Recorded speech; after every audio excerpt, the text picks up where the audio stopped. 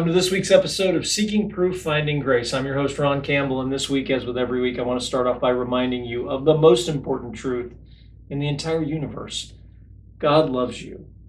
Now, I want to start, this week we're going to jump in, and we're going to jump into Darwin's theory with just both feet, and we're going to really take a run at this week. But what we're going to look at this week and next week are the big picture selling points of how evolution has been taught to every single one of us. You know, personally, I grew up in the 1980s. By the way, we had the best music of any generation. It's not even debatable. Our music was amazing. But when we look back at the 80s, the things that I was taught in grade school, junior high, and high school, I was stunned to find not only are they untrue, but we have known that they are untrue as it relates to Darwin's theory for decades and in some cases over a century. And I want to let that sink in for a minute as we talk about this, because you've been taught most likely the very same things. And it's these ideas that build up this narrative. You know, when you go to build a house, you start with a foundation, and on that foundation you put certain things. These pieces of this narrative are the foundation upon which evolution is sold to every single one of us. And when we step back and take a look at them and how they've been misused to teach us that something that is on incredibly shaky ground scientifically is settled science, ought to just enrage every single one of us. And that's what we're going to look at for the next couple weeks. Now, I want to start by giving you some good resources. And I want to walk through these resources as good tools for your study as you go forward and look at this. I've recommended some of these before, but I want to recommend them again because they are excellent resources to study this material. Lee Strobel, all of his books, The Case for Christ, and in this case, The Case for a Creator, are fantastic resources. This is a great entry-level resource that really breaks this material that we're talking about down into just really understandable material that everybody can, I think, sink their teeth into. Along those same lines, Stephen Meyer's new book, The Return of the God Hypothesis, is fantastic. Now, this is much more in-depth than Lee Strobel's book. This is Dr. Meyer as a scientist. He walks through several key areas, one of which we're going to be talking about, the complexity of the cell and the complexity of life. But this is a fantastic resource. It's something that, again, may take a little work to get through and to understand. Dr. Meyer really does a good job of relating it at a level for regular people like us, but it's something that you can understand and work through and is an incredible read. I've also got two other resources for you to look at. Hugh Ross's book, The Improbable Planet, fantastic read, excellent resource. Dr. Ross always does an amazing job of bringing this down to an understandable level, and he walks through in just detailed steps in this book how we got to the beginning of our planet to where we are today. Wonderful resources. We talk about this material. Ooh, sorry, that was a little bit loud. And finally, The Privileged Planet, Drs. Gonzales and Richards. Again, a fantastic book talking about our planet, discussing these things. Any one of these, really well written, good books. They're popular level, not scientific level, but they are really good. They're easy to sink your teeth into. They're easy to understand to varying degrees. Again, I would start with Lee Strobel's book, but all of these are wonderful resources, and all of them are things I would recommend as you continue this journey to look at these various things. Sorry about the thumping there as I was setting those down. So let's jump in and talk about Darwin's theory. And this week we're going to devote the entire episode to the Tree of Life. So what you see over my shoulder there is Darwin's Tree of Life.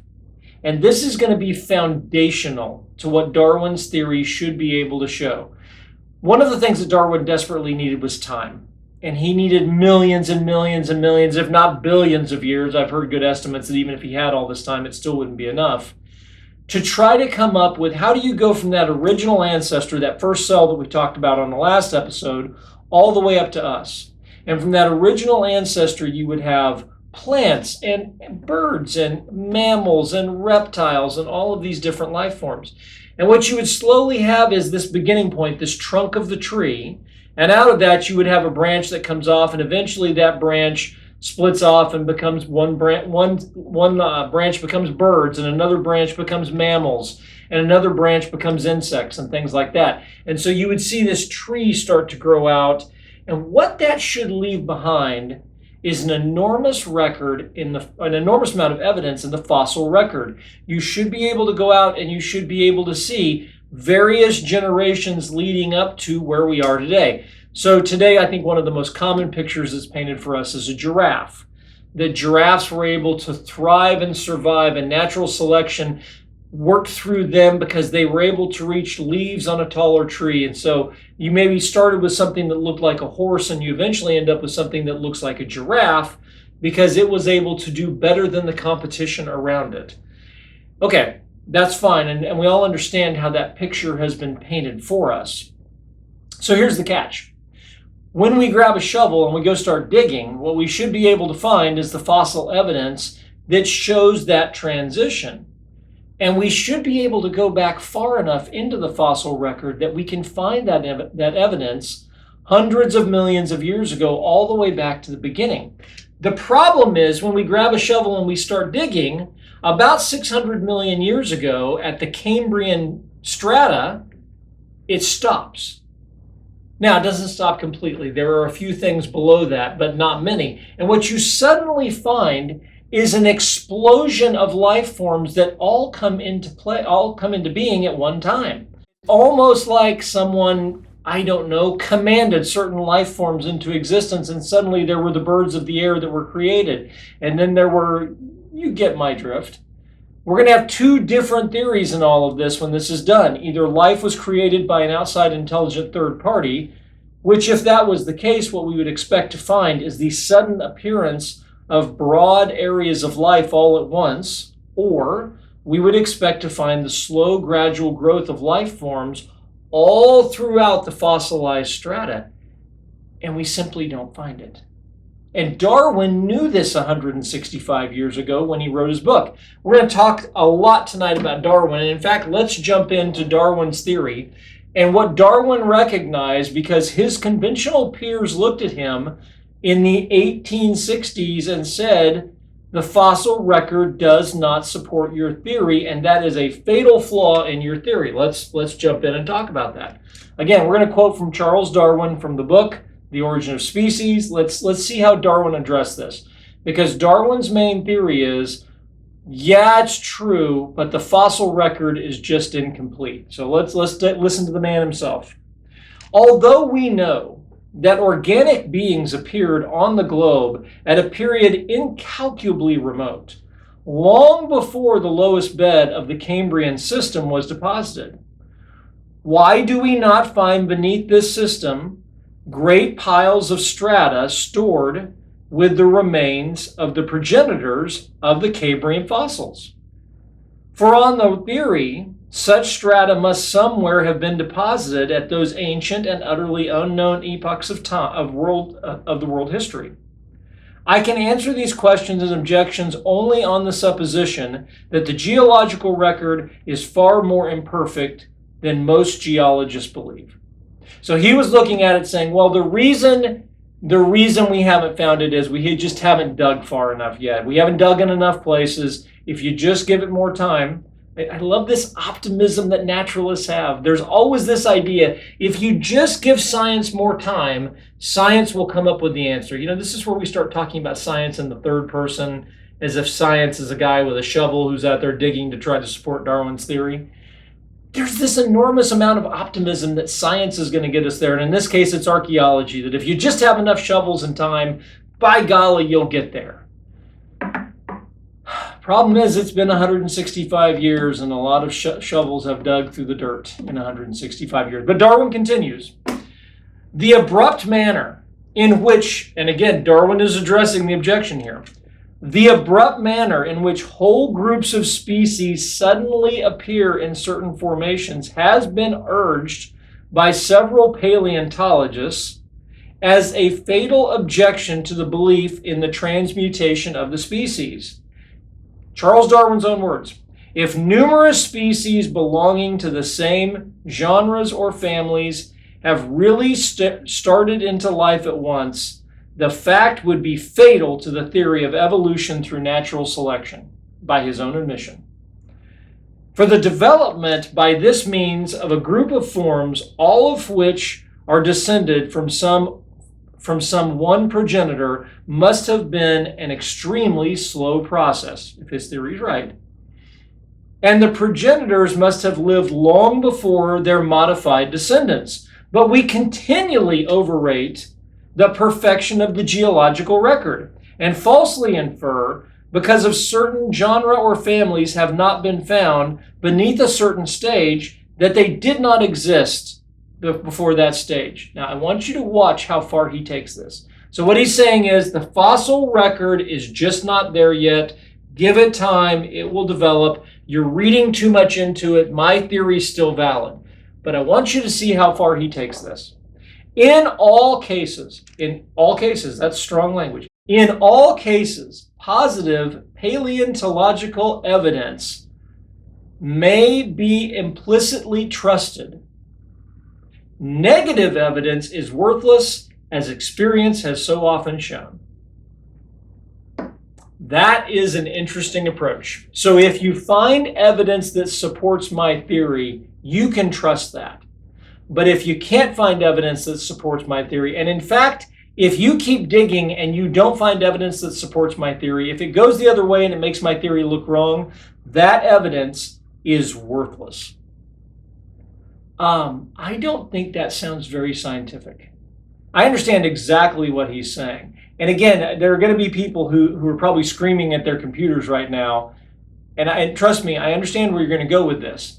The reality is you're not always going to get fossilization of previous living animals. I totally understand that, because there are going to be certain events like a volcanic eruption or a massive flood or things like that that really do help to fossilize creatures. Totally understand that. So there might be gaps in the fossil record. I don't think anyone would be shocked if there were little teeny tiny gaps here and there. The problem is it's been 165 years worth of digging and we've never gotten past this gap. Life suddenly all appeared at once. And for Darwin to be desperate enough to say, if it's positive evidence, you can trust it. If it's negative evidence, it's worthless and you can't. That is a remarkably unscientific statement. I understand what he's trying to build on, but you can't make that claim. You could say someday they'll get there, but to say you cannot trust negative evidence, what that implies is my theory is too big to fail and you can't possibly throw anything against it. And unfortunately, that idea that he's put forward is exactly what's happened. Our final quote from Charles Darwin: why can't we find the fossil record that we should be able to find below the Cambrian system? I can give no satisfactory answer. One simple statement: I can give no satisfactory answer. Why is it, Charles Darwin, that before the Cambrian period, the fossil record seems to be just absolutely not what you would expect? Where is the root of the tree? Where's the trunk of the tree? And his answer was, I can give no satisfactory answer. That's not very good. And that's not what we would expect to find. And yet, when we look at this, again, drawing on some of these other things, when we look at this and we look at other scientists, the answer is very similar. I want to quote from Richard Dawkins, our old buddy here, from his book, The Blind Watchmaker. And I want you to see how he addresses this problem. The Cambrian strata of rocks, vintage about 600 million years, are the oldest ones in which we find most of the major invertebrate groups. And we find many of them already in an advanced state of evolution. It doesn't look like they just appeared. It looks like they've been around for a while, or it looks like they just appeared already evolved. The very first time they appear. It is as though they were just planted there without any evolutionary history. And that's it. We're not to draw a conclusion from that, apparently. It would seem to be that life suddenly appeared all at once during that strata. And it's not the only time it happened. Again, I want to quote a couple more times. Stephen Meyer's book, again, The Return of the God Hypothesis. Although the Cambrian explosion of animals is especially striking, it is far from the only explosion of new living forms. The first winged insects, birds, flowering plants, mammals, and many other groups also appear abruptly in the fossil record with no apparent connection to punitive ancestors in the lower, older layers of fossil-bearing sedimentary rock. It is as though, and I am going to point the finger, because again, we've got competing different theories here. Another competing theory would be the biblical narrative. And the biblical narrative is you saw God creating various life forms in various times. You saw him creating the birds. You saw him creating the fish. You saw him creating life forms, mammals and things like that on the land. That's what the fossil record supports, is the sudden appearance of fully evolved life forms. It's not like they needed additional help at that point. If I go back over to Hugh Ross's book, The Improbable Planet, these first skeletal animals arrived not in just one or two phyla. Fossils unearthed in southern China and in the Canadian Rockies revealed that 50 to 80% of the animal phyla known to exist at any time in Earth's history appeared within no more than a few million years of one another as the Cambrian geological period began 542 to 543 million years ago. A team of geologists at Franklin and Marshall College showed that of the 182 animal skeleton designs theoretically permitted by the laws of physics, 146 appear in the Burgess Shale Canadian Rocky fossils. They appear all at once. They are developed. It's not like, well, their earliest ancestors appeared. No. They appear largely fully evolved like what we have today. Now, again, from that point going forward, do those existing groups, those now existing groups, do they evolve and change? Yes, they do. That would be an example of microevolution. But from a macroevolutionary scale, do we find their ancestors previous to that? No.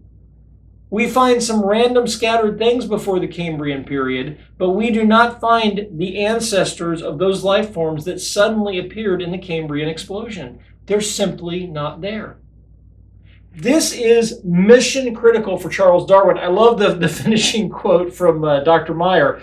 Mutation and natural selection can account for the survival of the fittest, but not the arrival of the fittest. That is perfect. That is a really great quote, and that is exactly what we are talking about as we look at this. Life suddenly appears on this planet to have jumped in at multiple times, all at once, fully evolved. Did it change a little bit after that? Yes, it did. And this is how Darwin sold this to us, was through pictures.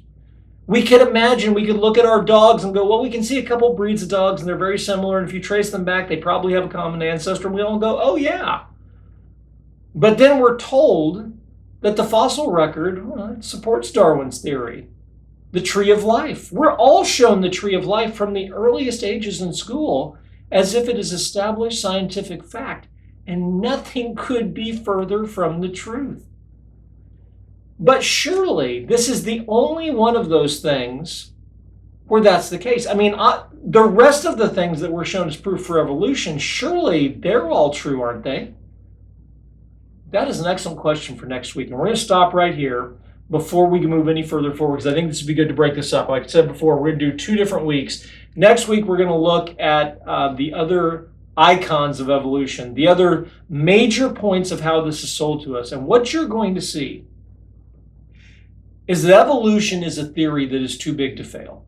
Evolution is a theory that in many cases, and this is a strong statement, but I'm sorry, after I realized how I was misled growing up with all of this, this is a theory that we've all been sold that we never, ever should have believed. This is a theory that had enormous questions about it in the 1860s, and it is unimaginable that 165 years later, we're still talking about this theory as though the scientific evidence, the scientific discoveries of the last 160 years have somehow increased our confidence that this theory is right. Nothing could be further from the truth.